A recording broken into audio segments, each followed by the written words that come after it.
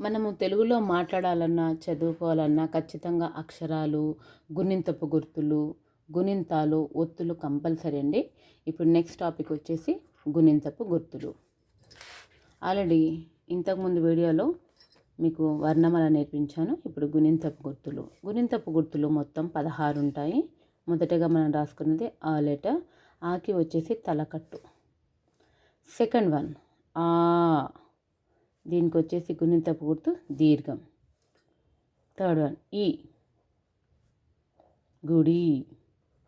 Fourth one ఈ, గుడి దీర్ఘం. ఉ, కొమ్ము. ఊ, కొమ్ము దీర్ఘం.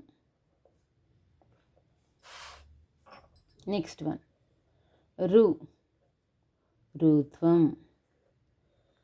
రు, రుత్వ దీర్ఘం. ఏ, ఏత్వం. ఏ, ఏత్వ దీర్ఘం. ఐ, ఐత్వం. ఓ, ఓత్వం. ఓ, ఓత్వ దీర్ఘం. ఔ, ఔత్వం. 15th వన్ సున్నా. లాస్ట్ వన్ 16th వన్ ఆహా, విసర్గ. ఇవి మొత్తం మనకు గుణింతపు గుర్తులు అండి.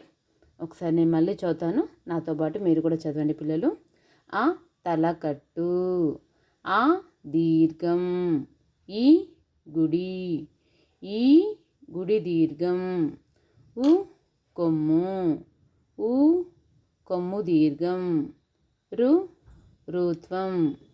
రు, రుత్వ దీర్ఘం. ఏ, ఏత్వం. ఏ, ఏత్వ దీర్ఘం. ఐ, ఐత్వం. ఓ, ఓత్వం. ఓ, ఓత్వ దీర్ఘం. ఔ, ఔత్వం. సున్నా. ఆహా, విసర్గ. ఇక్కడ చాలామంది పిల్లలు కన్ఫ్యూజ్ అయ్యేది ఏంటిదంటే ఊ కొమ్ము దీర్ఘం ఒకటి, అలాగే ఔత్వం. ఈ రెండు సేమ్గా రాస్తారండి.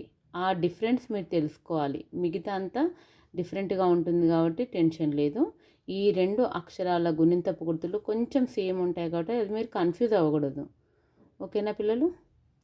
ధన్యవాదములు.